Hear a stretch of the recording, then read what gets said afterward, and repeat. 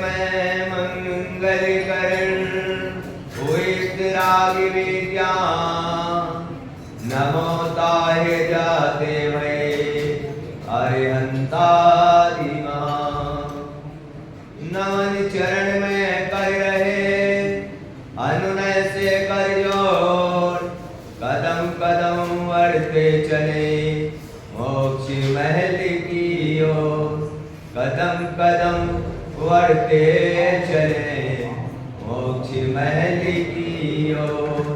बड़े अनंता अनंत शुद्ध परमेश्वरी भगवान की 1008 श्री आदिनाथ भगवान की 1008 श्री शांतिनाथ भगवान की 1008 श्री महावीर भगवान की आचार्य गुरु श्री विराग सागर जी महाराज की आचार्य गुरु श्री विश्व सागर जी महाराज की अहिंसा वही जिन धर्म की।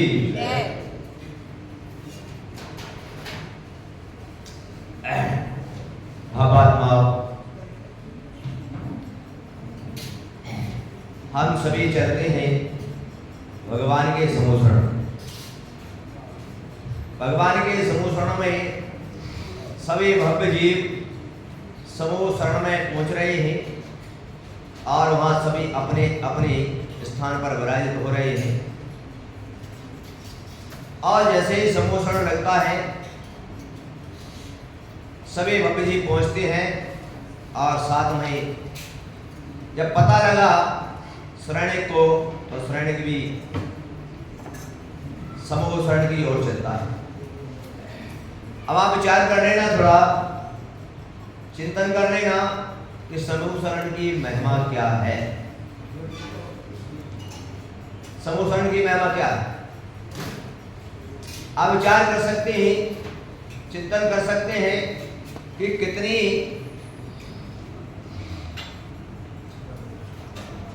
उत्कृष्ट बात यहाँ पर बताई जा रही है कि राजा शरणिक सभी ग्रामवासी नगरवासियों को सबको अवगत कराता है और सभी के, क्योंकि राजा वही होता है जो प्रजा का हितकारी है।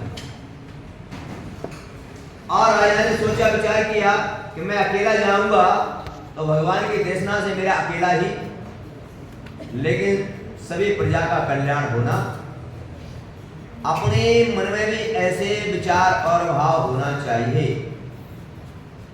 अपने मन में भी ऐसे विचार होना चाहिए कि सभी जीवों का क्या होना चाहिए सबके मन में। सिर्फ ये नहीं होना चाहिए कि मैंने अपना कार्य कर लिया, मुझे दुनिया से क्या लेना, और ऐसे भाव ये हमेशा ये रहना चाहिए कि जगत के सभी जीवों का कल्याण।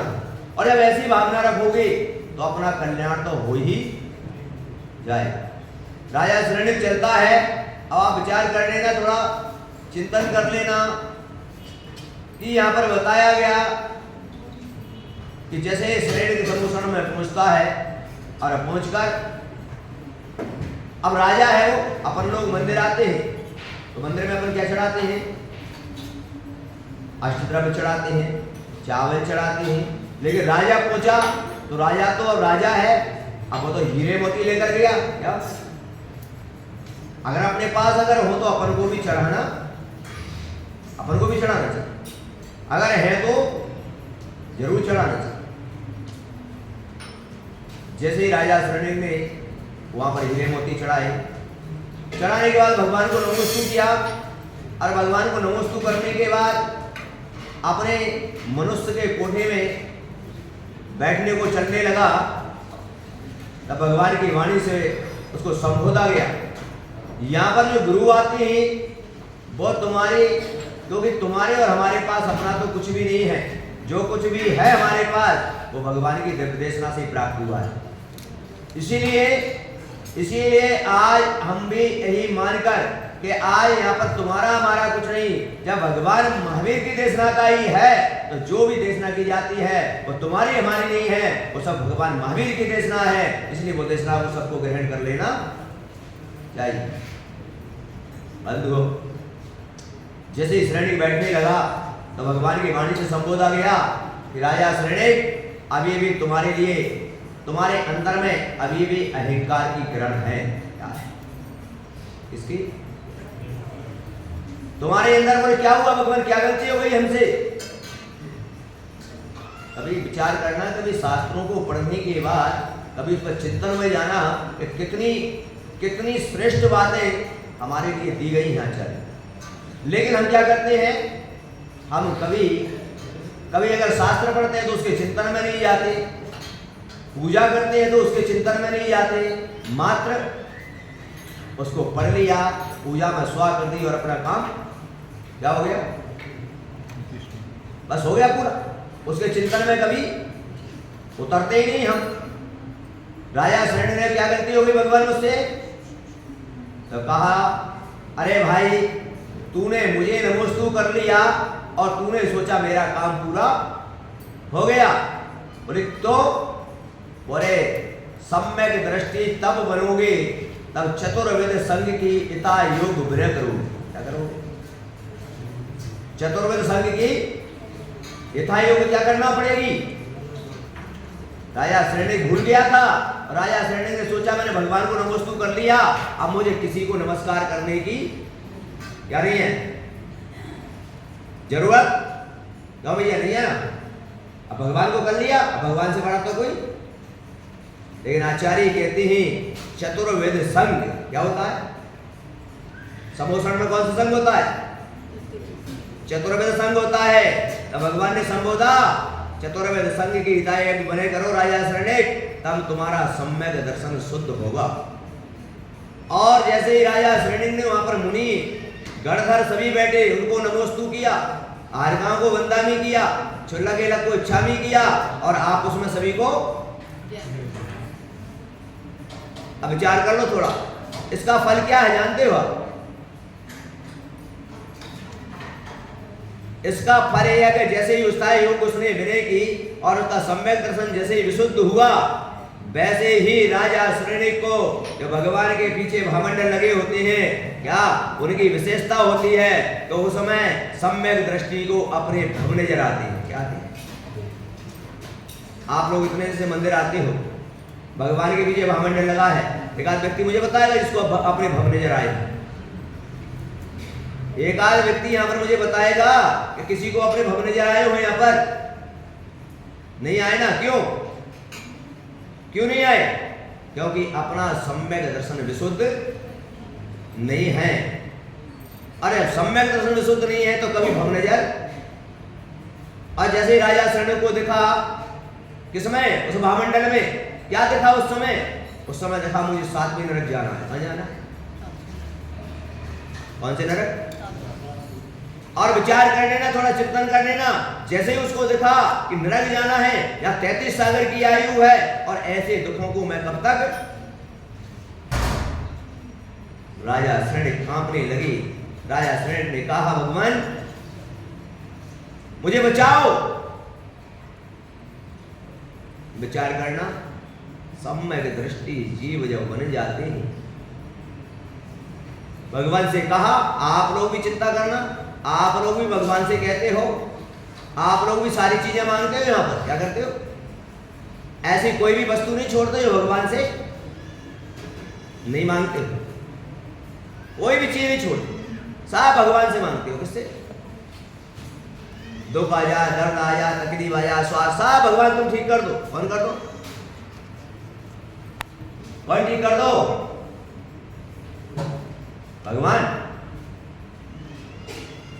एक परम तीर्थंकर जिन्होंने सिद्ध सदा पर विराजमान हो गए, अरे इन्हें क्यों राग देश की परिणति में ले जाते?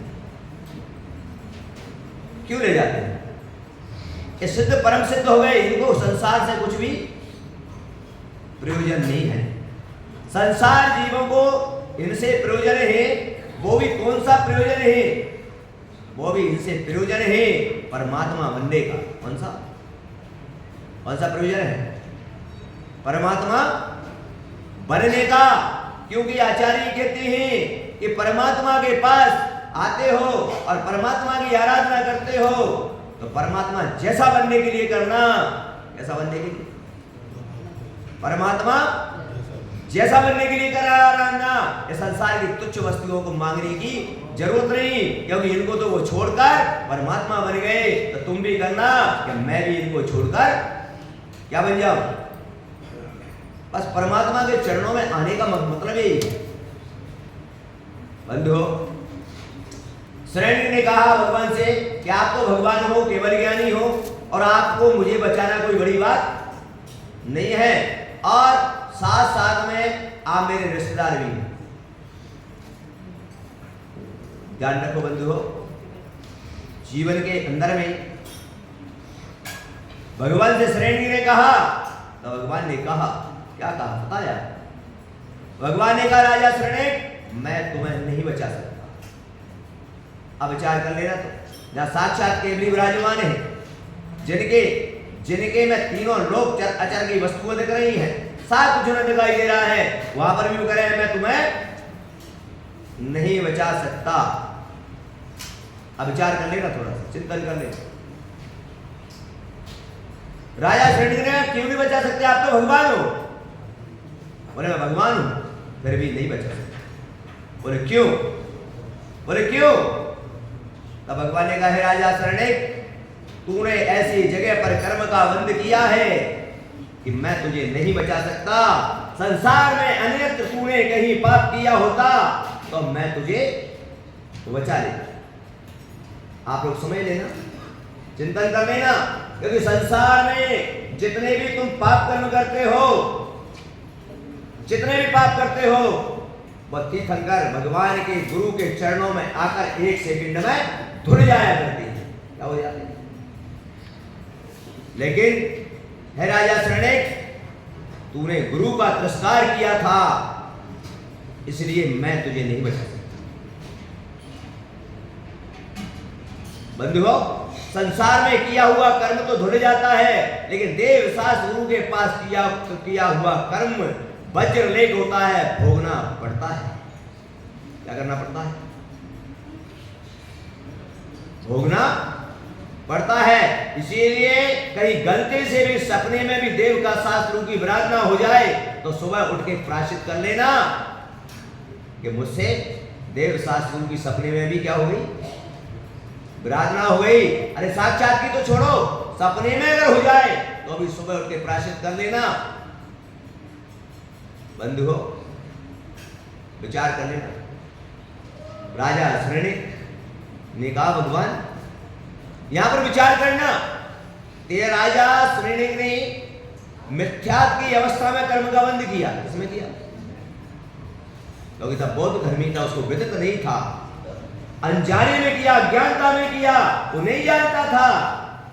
लेकिन आज भारत में हम सभी लोग ये जानते हैं कि देव शास्त्र की पहचाने हैं, और हम जानते हैं बंधुओं, राजा श्रेणी ने भगवान के समोषण में पहुंचे, तीर्थंकर प्रकृति का बंध किया और आगे तीर्थंकर बनेंगे। आप देखना, विचार कर लेना, ऐसा सम्यक दृष्टि जीव बना, छायक सम्यक दर्शन को प्राप्त किया।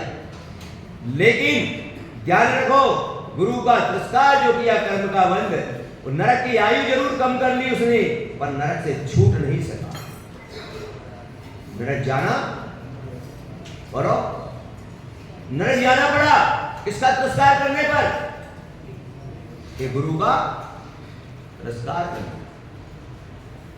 बंधुओं, भगवान से कहा राजा श्रेणी ने, ठीक है भगवान, अब ये तो बताओ, आप नहीं बचा सकते तो क्या? बोले राजा श्रेणी, तुम स्वयं बच सकते हो। आप लोगों से भी मैं ही कह रहा हूं कि तुम चाहो तो स्वयं अपने कर्मों की निर्जरा कर सकते हो, स्वयं चाहो तो अपने दुखों से बच सकते हो। क्यों? इसीलिए बंधुओं कि स्वयं का पुरुषार्थ तो कैसा है, स्वयं के पुरुषार्थ पर तुम्हारा डिपेंड करता है। आपका पुरुषार्थ अगर अच्छा है तो आज निश्चित आपके कर्मों की निर्जरा होगी। ये तुम्हारे पुरुषार्थ के ऊपर डिपेंड करता है। क्या भगवान तो आराध्य है हमारे, क्या है? पुरुषार्थ किसका काम करेगा बताओ? भगवान का या तुम्हारा? बोलो, पुरुषार्थ किसका काम करेगा यहां पर? बोलिए, तुम्हारा करेगा। इसमें भगवान कुछ भी, भगवान तो आराध्य है, जैसी आपकी प्रार्थना होगी, जैसी आपकी आराधना होगी, जैसे आपके भाव होंगे, जैसी आपकी क्रिया होगी, या उसी प्रकार का फल तुमको प्राप्त हो जाएगा। इसमें भगवान कुछ भी नहीं कर सकते। अब आप सोच लीजिए, जो भी व्यक्ति अपनी अपनी क्रियाएं करता है, जो भी अपनी भक्ति करता है, वो अपने अंतरंग में ही विस्फोट कर ले कि मेरा पुरुषार्थ कैसा है और मुझे इसका फल क्या मिलेगा। बंधुओं, राजा श्रेणी ने कहा तो भगवान ने कहा धर्म करो, धर्म क्या करो, क्या कहा भगवान ने, क्या करो, धर्म करो। बोले धर्म, बोले कर लूंगा धर्म तो मैं तो राजा हूं, मुझे धर्म करना कोई बड़ी बात।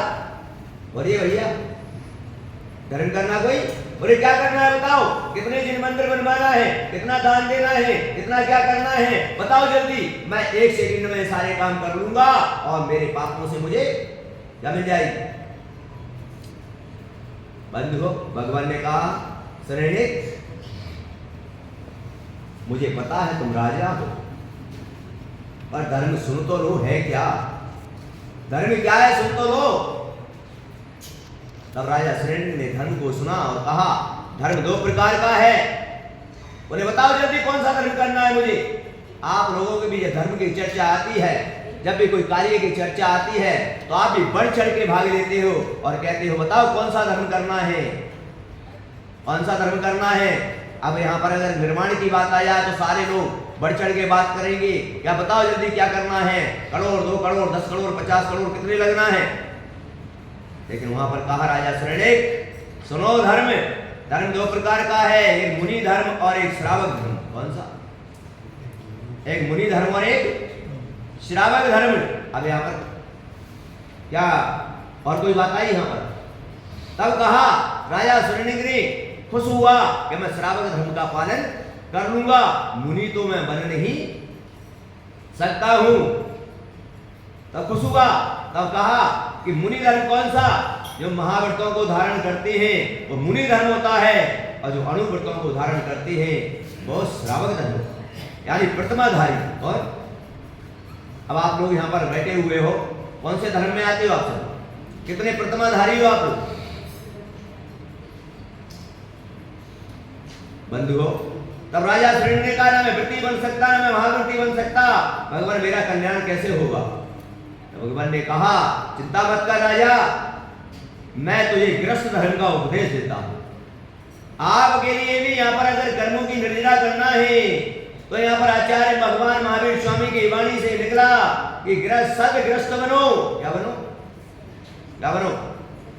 अभी सभी अपन भोगी गृहस्थ है। भोगी गृहस्थ कौन है, भोगी गृहस्थ मतलब जानते हो, भोगी गृहस्थ का मतलब है संसार के अंदर में कमाना खाना घूमना करना है, मौज करना ये सब। लेकिन भगवान के अपने मंदिर में आए तब कहा क्या करना है, सदगृहस्थ के लिए क्या करना है। तो वहां पर आचार्य ने बता दिया, कुंद कुंद स्वामी रैण सार ग्रंथ में इसकी परिभाषा लिखते हैं। भगवान महावीर स्वामी की वाणी से जो आया, बोले गृहस्थ धर्म का पालन क्या है, सदगृहस्थ किसे कहते हैं। तो सदगृहस्थ की परिभाषा बताई, दानम पूजा मुखम श्रावक धर्मम। सदगृहस्थ का धर्म क्या है, दान करना और पूजा करना। आचार्य कुंद कुंद स्वामी ने लिखा है, किसने लिखा है। और उन्होंने कहा दानम पूजा मुखम श्रावक धर्मम। उन्होंने कहा जो सदगृहस्थ बन के रहता है वो दान और पूजा करता है। दान क्या, दान क्या। तो उन्होंने कहा दान 4 प्रकार 4 संग को दीजिए। क्या लिखा, दान 4 प्रकार 4 संग को दीजिए। क्या, मुनि आर्का क्षुल्लक और क्षुल्लका ये चतुर्विध संग को, क्या आहार दान, औषधि दान, ज्ञान दान और अभय दान। कौन सा दान का, और अष्टद्रव्य से भगवान की क्या करना, पूजा करना। अब यहाँ पर चिंतन कर लेना भव्य जीवो, यहाँ पर चिंतन कर लेना, सोच लेना कि धर्म क्या है जिससे हमारे कर्मों की निर्जरा होगी। सदगृहस्थ का धर्म यही है। और सदगृहस्थ के धर्म में ये बता दिया क्या कि जो सदगृहस्थ अपने घर पर शुद्ध भोजन बनाता है और कोई ना कोई चतुर्विध संघ में से किसी ना किसी पात्र को रोज आहार दान देता है और अष्टद्रव्य से रोज भगवान की पूजा करता है, वो सदग्रस्त कहलाता है और सदग्रस्त बन जाता है तब उसके कर्मों की निर्जरा होती है। तो राजा श्रेष्ठ ने कहा ठीक है भगवान, एक कार्य तो हो जाएगा, अब आप विचार कर लेना, चिंतन कर लेना, सोच लेना। वैसे भी श्रावक के 6 आवश्यक कर्तव्य कहे गए जिनमें मुख्य दान और पूजा कही गई। और अगर हमने यहाँ पर पूजा करते हैं, क्या देव पूजा आती है। अब देव पूजा के कितने अंग हैं बताएगा कोई मुझे?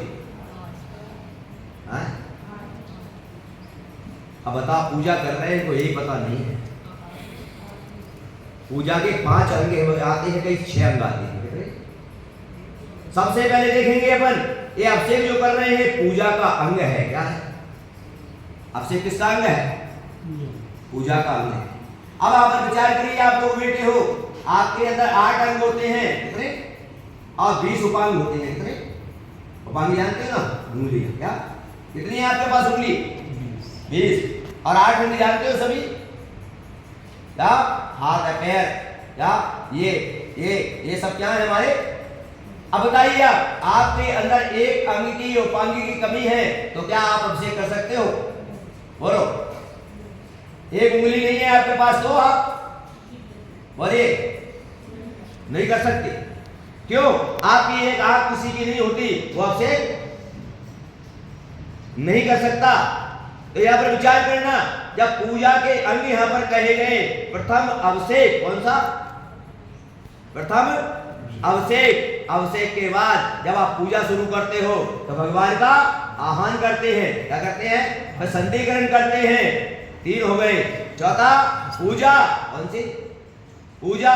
5वां विसर्जन और 6वीं आरती। क्या 6वीं आरती? तब जाकर तुम्हारी पूजा पूरी मानी जाती है। कब मानी जाती है? तब पूरे अंगों का, क्योंकि आचार्य ने कह दिया कि एक अंग या उपांग या एक बिंदी या हलंत एक अक्षर की भी कमी है तो वो मंत्र कार्य को सिद्ध नहीं होता। बोलो होता है क्या? आप मंत्र का जाप कर रहे हो और उसमें एक बिंदी कम हो गई तो आपका मंत्र काम नहीं करेगा। उसी प्रकार हमारे जीवन में क्या, हमारे लिए क्या, पूरा जो 100 नंबर मिलने हैं, कितने मिलने? पूरे कार्य करने के बाद जो 100 नंबर मिलने हैं, पुण्य तो मिलेगा, पर कितना मिलेगा? जितना हमने किया। अभिषेक करके चले गए तो 10 नंबर ही मिलेंगे, कितने मिलेंगे? और पूरी पूजा करके गए तो पूरे 100 नंबर मिलेंगे। तो इस प्रकार से आचार्यों ने यहां पर कहा कि हे ग्रस्त में रहने वाले भवात्माओं, प्रत्येक ग्रस्त को सदग्रस्त वर्ग जीना चाहिए। प्रत्येक व्यक्ति को क्या, ये दानम पूजा मोक्षम, यही तुम्हारा सूत्र है। ग्रस्त जीवन में इसी का स्मरण करना चाहिए और चिंतन करना चाहिए कि मेरा ग्रस्त जीवन में जन्म हुआ है और भगवान महावीर स्वामी के समोसरण में उनकी वाणी से मुझे आदेश मिला है, मुझे कानून मिला है क्या, कि मैं ग्रस्त में रहकर दान और पूजा का एक मुख्य कार्य करूं, तभी मेरा ग्रस्त जीवन सार्थक है, तभी मेरा यहाँ पर जन्म लेना सार्थक है, तभी मेरा जैनपुर में जन्म लेना सार्थक है। अन्यथा दुनिया में तो लाखों करोड़ों लोग भोगी पैदा होते हैं और भोग कर दुनिया से विदा हो जाते हैं, उनके जीवन का कोई मूल्य नहीं हुआ। इसलिए आपको क्या करना?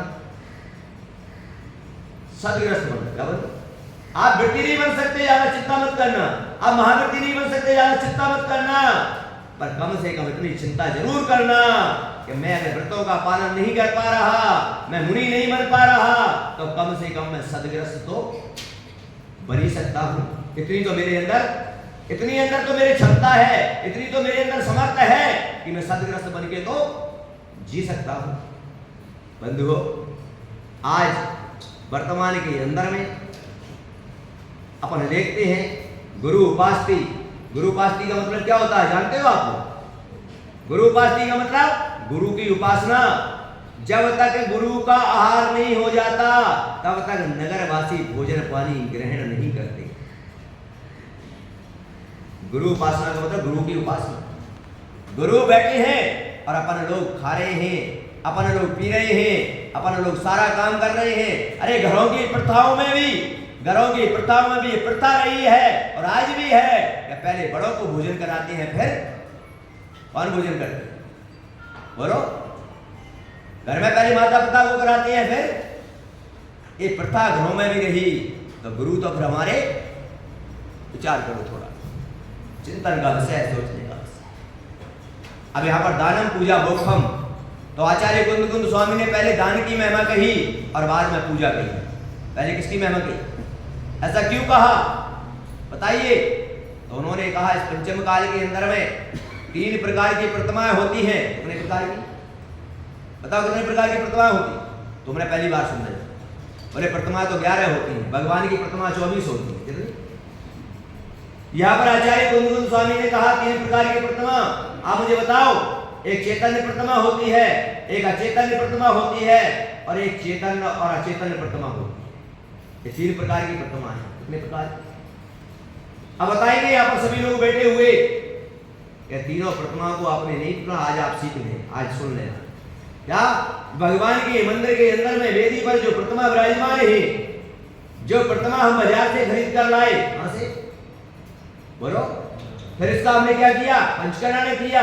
और पंचकर्म करने के बाद, इसमें सूर्य मंत्र देने के बाद हमने समाज के बीच में घोषित कर दिया कि आज से हमारे भगवान हैं और हमने उनको स्वीकार कर लिया। तब ये पाषाण की प्रतिमा हमारी क्या बन गई? बोलिए, तभी बनेगा। तुमने इनको क्या किया? स्वीकार किया कि आज से हमारे भगवान है। पंचकर्म करने के बाद, नहीं तो बाजार के अंदर में अभी जयपुर में चले जाओ, क्या पूरा मूर्ति बाजार में लाखों मूर्तियां बनी हुई, बोलो, ढेर लगाए रोडों पर, लगाएगी नहीं बोलो। लेकिन वो भगवान बने क्या? जब कब बने भगवान को? तब उनकी पंचकर्म करके हमने उनको क्या माना?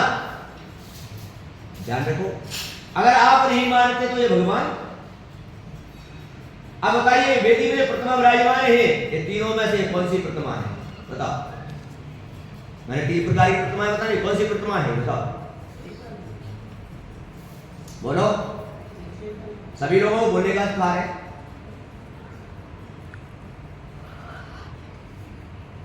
ये लोग बताओ कौन सी प्रतिमा है? अरे तो इनसे तो पूछ लूं, तुम्हारी तो सुन लेंगे। बंधुओं, बस हमारे लिए, मैंने अभी कहा ना कि जब तक सिद्धांत और आगम का ज्ञान नहीं होगा तब तक हमको पता ही नहीं कि मंदिर हम क्यों आए। हमको, अरे भगवान के पास जो विराजमान है, पाषाण की प्रतिमा है। अभी मैंने बताया कि चैतन्य प्रतिमा नहीं है माता जी, ये अचेतन प्रतिमा है। कौन सी? क्योंकि इनका जो जीव है, इनकी जो आत्मा है, वो कहां पर है? बोलो। और सिद्ध सलाह पर जाने वाला जीव कभी वापस नहीं आता ना। तो इनके अंदर है क्या आत्मा? नहीं है। तो कौन सी प्रतिमा है? अचेतन प्रतिमा है। कौन सी? इनका जीव सिद्ध सलाह पर है और सिद्ध सलाह पर जाने वाला जीव कभी वापस नहीं आता है। इसलिए आचार्यों ने कहा कि सिद्ध सलाह पर जाने वाला जीव वापस नहीं आता, तो उसका अभाव है हमारे लिए, क्योंकि हमारे बीच में वो अब नहीं आ सकते। इसलिए हमने क्या किया कि उन्हीं की इस पाषाण में स्थापना करके हमने कहा कि हम आपकी पूजन अर्चना करके पुण्य का अर्जन करें। क्या करेंगे? क्योंकि साक्षात प्राप्त। अब दूसरे नंबर की चैतन्य प्रतिमा। कौन सी? चैतन्य प्रतिमा। पंचम काल में समोषण नहीं होता है क्या? बोलो, पंचम काल में समोषण होते हैं क्या? क्योंकि 24 भगवान के समोषण हो चुके। अब पंचम काल में कोई भी तीर्थंकर तो केवली भगवान भी नहीं है, और केवली भगवान जब विराजते हैं तो चैतन्य प्रतिमा होती है। कौन सी? क्यों? तो केवली भगवान के अंदर में आत्मा होती है कि नहीं, इसलिए कौन सी प्रतिमा हो गई वो? चैतन्य प्रतिमा। तो दो का तो अभाव है। इसका ना तो सिद्ध सलाह पर जाने वाला जीव वापस आता और ना पंचम काल में समोषण होता है, तो दो का तो अभाव है। तो आचार्य कुंद स्वामी महान आचार्य हुए, उन्होंने लिखा दानम पूजा मोक्षम, तो उन्होंने कहा तीसरे नंबर की प्रतिमा है चेतन और अचेतन। कौन सी? चेतन और अचेतन प्रतिमा। तो उन्होंने कहा पंचम कार में जो साधु संत हैं क्या वो चेतन और अचेतन प्रतिमा है, क्योंकि शरीर के में आत्मा है इसलिए शरीर चैतन्य है और पीछे कमंडल अचेतन है। क्या है? इसलिए चेतन और अचेतन प्रतिमा। तो उन्होंने कहा दानम पूजा मोक्षम श्रावक धर्मम। उन्होंने कहा जो पंचम काल में ये साधु संत चलते फिरते हमारे तीर्थ हैं, चलते फिरते परमात्मा है। तो उन्होंने कहा ये साधु संतों को अगर तुमने भगवान को एक कलश ढालते हो और साधु संतों को एक अंजलि पानी अगर तुमने दे दिया तो उन्होंने कहा क्या कि तुम्हारा भगवान ये अभिषेक स्वीकार कर लेंगे। क्यों? क्योंकि इनका जीव तो उपस्थित नहीं है, पर आगे भविष्य में बनने वाले जो साधु बन के विचरण कर रहे हैं वो भावी जो सिद्ध बनने वाले हैं वो साक्षात तुम्हें प्राप्त हो रहे हैं। तो उन्होंने कहा दानम पूजा मोक्षम श्रावक धर्मम। क्या?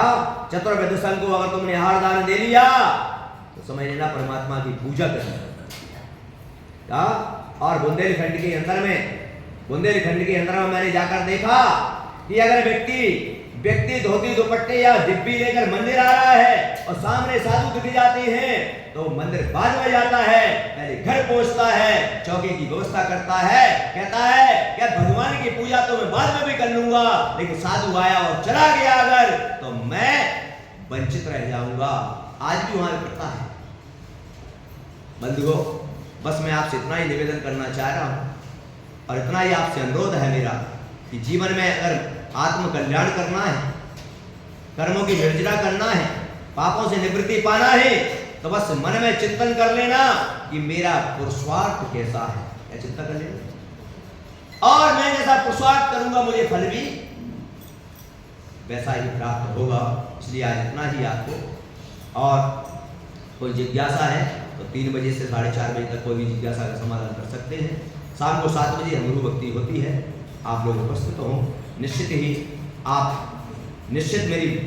मेरा विश्वास है, मेरी भावना है कि आप सभी लोग सदग्रस्त बनेंगे और सदग्रस्त बन के अपने जो भगवान महावीर ने श्रावक धर्म का 6 आवश्यक कर्तव्य का पालन किया है और मुझे विश्वास है कि आप उसका पालन जरूर करें।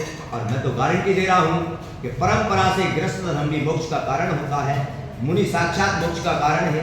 और जब हम गृहस्थ धर्म का पालन करते हैं तो इतना पुण्य का अर्जन कर लेते हैं कि एक न एक दिन मुनि बन के खड़े हो जाते हैं और हम भी मोक्ष को प्राप्त हो जाएं। ऐसी भावना से बड़े पंच परमेश्वरी भगवान की